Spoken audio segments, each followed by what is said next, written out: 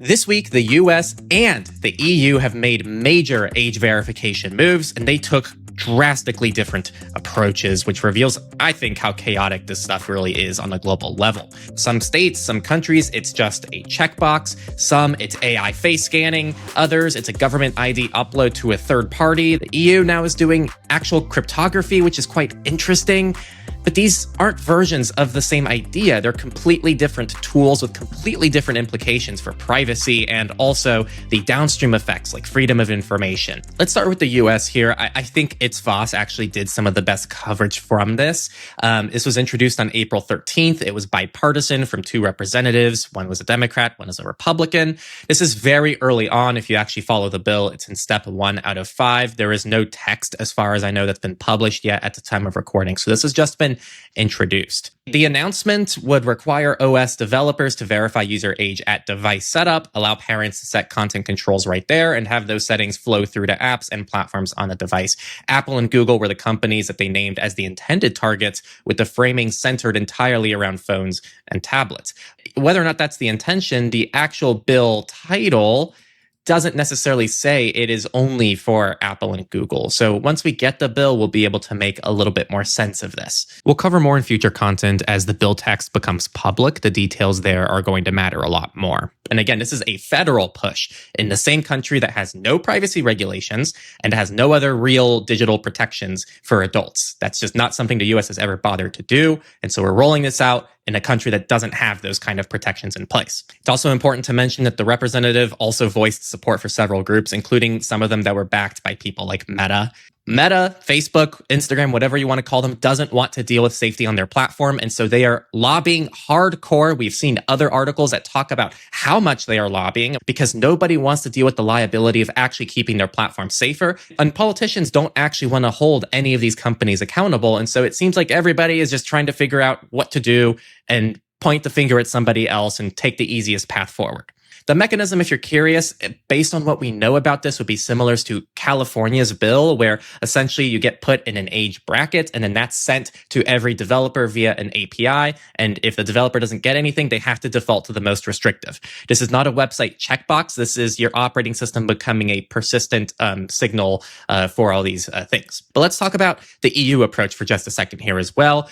This was also announced recently. It was put forward as, quote, technically ready. The mechanism for this is quite fascinating. So you scan a passport into the EU app, which, by the way, is completely open source. That's very nice, and I really appreciate that transparency. That is real transparency.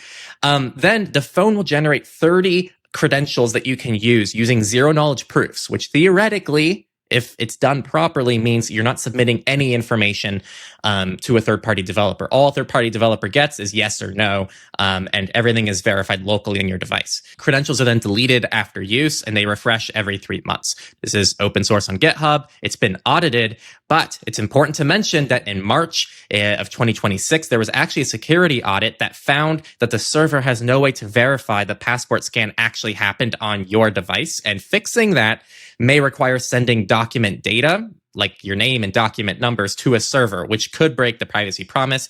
I don't think this has been fully hashed out yet, so I don't want to make assumptions on what will happen in the future, but it's important to mention that problem.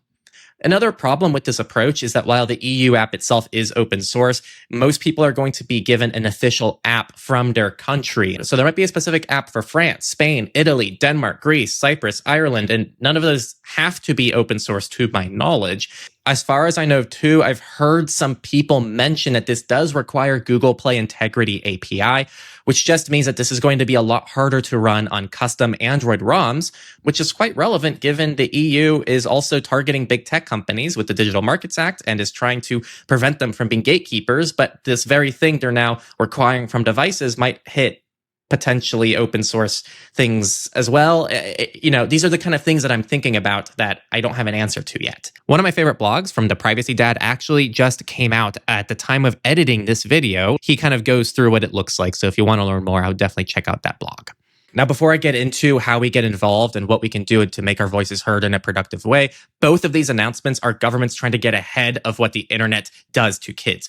PROTON, the open source end-to-end encrypted ecosystem, has been thinking about the same problem from a very different angle, which is how do we keep kids on just safer platforms, period.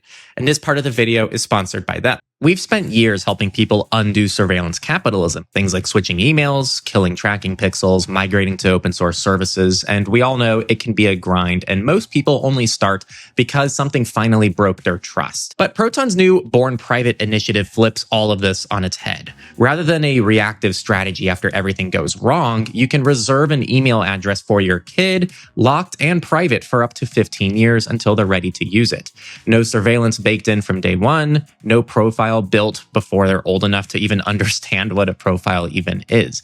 And it's actually quite practical because good addresses don't last. Their name at proton.me is already probably gone for a lot of people. And so if you're able to find it, you can reserve something clean and simple now before your kid even exists or before they're old enough to care, meaning they actually get a real address with their own name instead of whatever's left. My personal recommendation here is if you have or are expecting kids, this is legitimately a really practical way to get them started on services that by default better respect them than most big tech companies. And if you don't have kids or don't plan to, just create a free account for yourself to start fresh with an inbox that isn't built on surveillance. Many of the tools we talk about on this channel are reactive, and this is one of those really solid proactive things that pretty much sets everyone up around you for success. The whole process takes minutes and it's free to get started. Links in the description, and thank you Proton for sponsoring this part of the video. So let's talk about my concerns first and then how we can navigate this and get involved. To start with my concerns, I think I have these short-term concerns that I'd like to quickly share, and then I have the long-term concerns. And I think it's important to acknowledge those can be different. When I look at this stuff here, when I look at the US, I have a lot more short-term concerns with this. The framework and the location of which this is happening in a country that has very little privacy regulation. If they put something out there that even allows the potential for a third-party person to age verify kids, that we could see a data breach like what we saw with Discord in the UK. Up until now, a lot of the bills that I've seen proposed in many states in the US don't do a very good job on the technical level to actually distinguish between gatekeepers, big tech companies, and open source software. And they also keep it very open-ended and sometimes even encourage third-party verification with government IDs, which is extremely sensitive data that we shouldn't just be uploading willy-nilly. But on the short-term note, when we look at the EU has the GDPR still, which means that even if they do roll something out, if anyone violates something, you as a European would have a lot more things that you can kind of lean into to hold people accountable.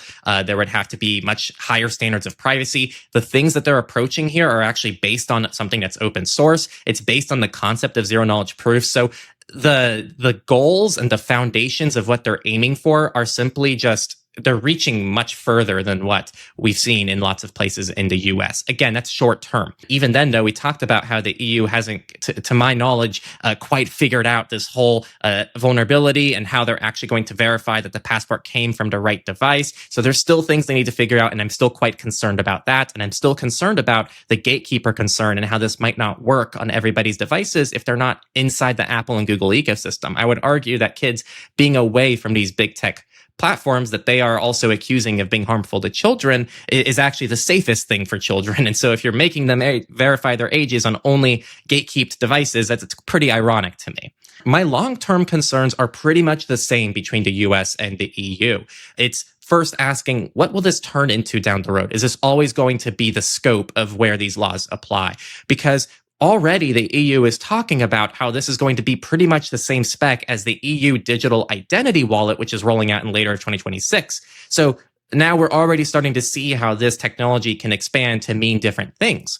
That's not inherently a bad thing, but that's something that we should be very cautious of because it could actually include bad things as part of the same scope. Another concern I have is that neither of these things addresses what happens after the gate. And this is my biggest pet peeve. You verify that a 13-year-old is 13, a parent says, okay, and now you're just sending them to the same addictive, algorithmically optimized environment that was apparently the problem in the first place.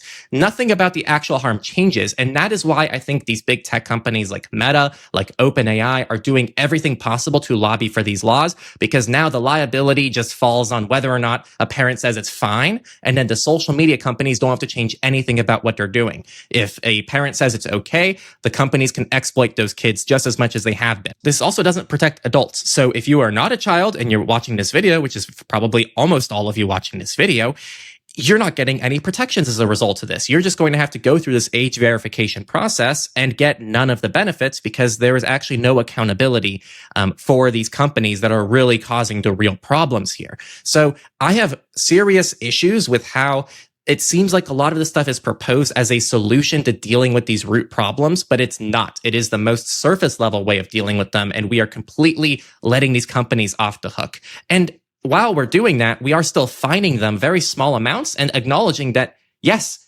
they actually are harming children. A jury actually just found Meta and YouTube liable for this on March 25th. 3 weeks ago, they concluded both platforms were deliberately designed to be addictive and that executives knew about it. The companies are appealing, and we are still not making them change anything about how the platforms work other than just giving them a fine. So that's the point I want to make in this video. Infrastructure that is built for one purpose doesn't need to stay scoped to that purpose, and the way that it's implemented matters a lot, short-term and long-term. And what gets built now is what we live inside for a long time. If you're in the US, I really encourage you to contact your representatives. This is literally the window where public pressure matters most. We are in that first phase of the bill, so this is the best time to get involved. Contact your representatives, make them know what you are and are not concerned about with these things. If you're in the EU, same thing applies over there.